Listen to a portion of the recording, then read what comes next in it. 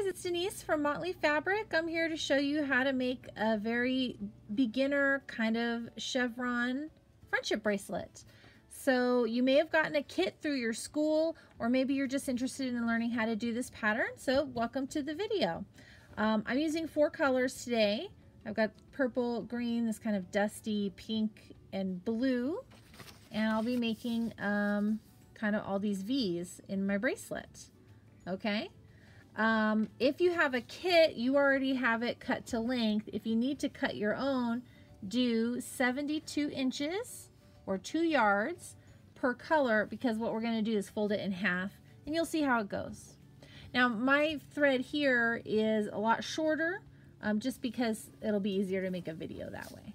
Okay, so the first step is you want to get your ends together like this and get it so you know where the middle is, just like that. And we're going to tie a little knot and leave about 1 inch of loop. So let's do that now.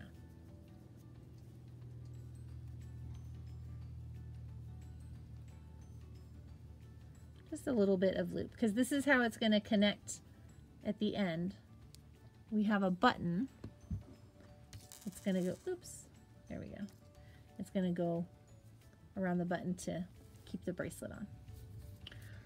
So after you tie your loop, we're going to tape it onto the table. You can also just clip it in a clipboard. You could even use a safety pin and pin the knot like onto your jeans leg, your pant leg, or something like that. But I'm just going to tape mine right up here. Okay, so now we're going to put our strings in order.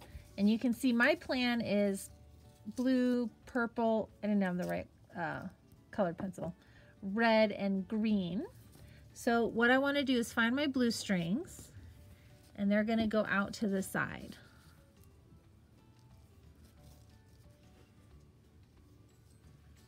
Then my next color here is the purple. So then the purple strings go out a little bit closer in, but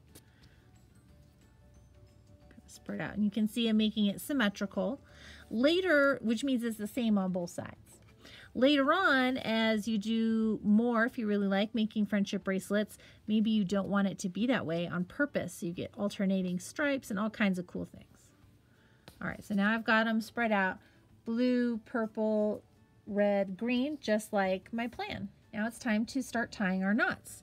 We're going to use 2 kinds of knots, a forward and a backward. And the forward looks like a 4. So I took my blue and I made kind of this 4 using with the purple. See that? Like the number 4 in a little bit of a way. So then I'm going to take the blue and come up through this hole that I made. Okay, and then pull it gently to the top. You don't have to pull it too tight. If you do it too tight, it actually makes it kind of more difficult to make your bracelet. And we're going to do that 2 times. So again, I'm making kind of a number 4 like that. And then my blue is going to come up underneath. And basically it's wrapping around the purple, and it's switched places with it. So now on this side, I've got my, oh, I'm a little out of order here, hold on. What's going on? Ah, that one's tangled, that's what's going on. On this side that I did my knot, my blue and my purple have switched places. Okay, but I'm going to keep doing this blue. I'm going to tie 2 knots on red, and I'm going to tie 2 knots on this green, and then my blue will be in the middle. Okay, so let's keep going. I'm making my number 4, like that, taking my blue up through the middle, gently pulling the knot up this way, and I'm going to do it one more time. Then I do it for the green, same. Make my 4, the blue comes up through the circle, and then pull it up to the top. Now don't worry if it looks kind of funky. The first row always looks kind of weird. All right, and now there I am with the blue in the middle. Also, once you do a row or 2, then these threads really stay in the order that you want them to. They don't get all tangled up like this side. You can see already it's more organized over here and less organized over here. So now we're going to use the other kind of knot, which is a backward knot, and sometimes people call it a P knot. And that's because it looks a little bit like the letter P. So here's my vertical line of the P, and then the blue makes the loop of the P. And then again, we're going to come up underneath, from underneath the circle. I'm trying to do this so you can see it on the video. I don't want to block it with my hands. And we're just pulling it up. Oh, my red got tangled. There we go. And we're going to do that twice per color until we get to the middle. So I'll keep going. That was this one I'm using.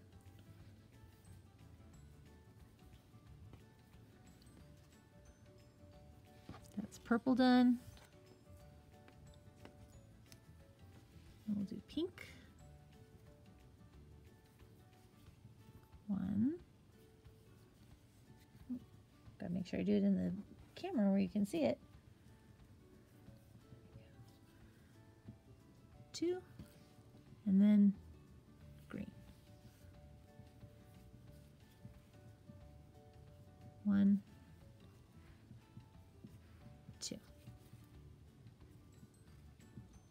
Okay, so now I'm going to spread my threads out a little bit so we can get a good look at them. And both of my blues are in the middle now.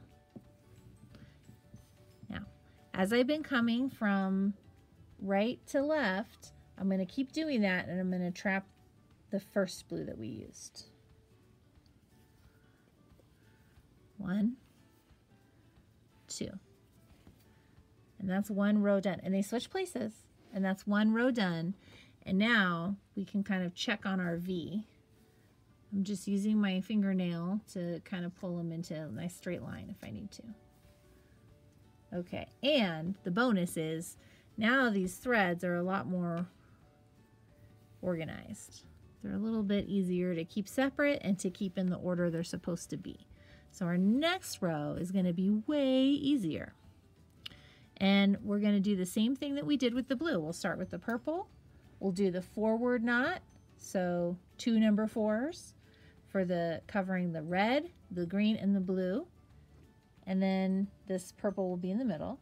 And then on this side, we'll do the backward knot, or the P knot, twice for the red, the green, and the blue. The purple will be in the middle. And then we'll do that purple that's waiting for us here. And then they'll switch places. Okay, so I'll try to make sure I keep my knots in view of the camera, and I'll do a couple of rows, and then I'm going to stop and we can talk a little bit about the thickness of your bracelet and the thickness of the stripes in your bracelet, okay?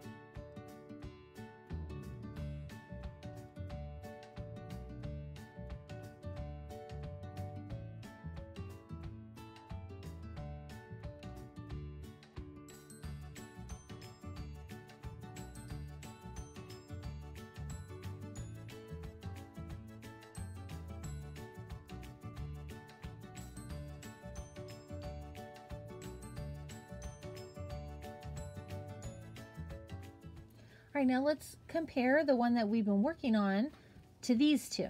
So this one, as you can see, is wider. It's about twice as wide. And the way that I did that is I just increased my number of strings. So if you see over here, I've got 8 strings. And here we've just got 4. But I kept them in the same order. So when you look, this was this one up here was blue, purple, red, green, green, red, purple, blue, right? So for this bigger one, it went blue, purple, red, green, blue, purple, red, green, green, red, purple, blue, green, red, purple, blue. And as I do that, it makes it twice as wide. So here, right, if you notice, there's 8 strings. And if you look here, if you count them, there's 7 knots, because the 2 we tie together at the end, right? This one is much longer. It has 16 strings. And if you count across, this one is much wider than just double, right? So you should have about 15. And that's kind of how it works. So I just made it wider by adding more. And then I mentioned making your stripes thicker. So like this one, I just did the forward knot, or the 4 knot. I didn't switch, but I set mine up, as you can see here, blue, blue, purple, purple, red, red, green, green.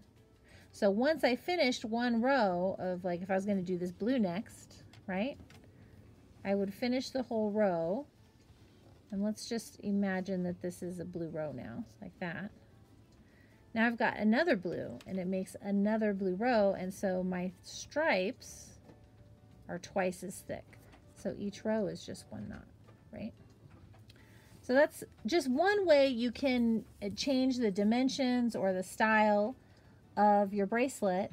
And there's a ton of resources online where you can learn all different kinds of patterns and how to set them up. Now, the real wide bracelets look super cool, but they use a lot of thread because I tied 30 knots for one row, right? If this is 15 knots and each one has 2 what they call hitches, then I've done 1, 2, 3, 4, 5, 6, and so on till I've done 30 knots. And that really sucks up a lot of thread. So if you're going to attempt something like this, make sure you have lots and lots. Oh, you could say I made a little mistake right there. But anyway, I'm going to keep on making this bracelet, this one right here, so you can kind of follow along and see how you do. But really, that's all there is to it, and it just takes a little bit of practice, and I know that you'll be able to do it.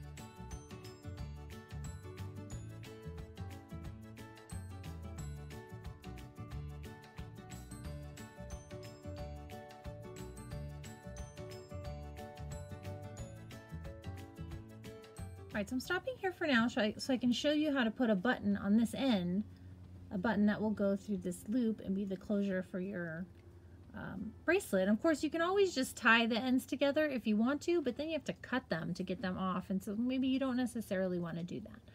Maybe you do. It's up to you. It's your bracelet and your friendship, right? Well, I've already threaded. I used a threader to get these 2 onto this needle. And what I'm going to do is I'm going to put it through the button like this, and then back down in the other hole.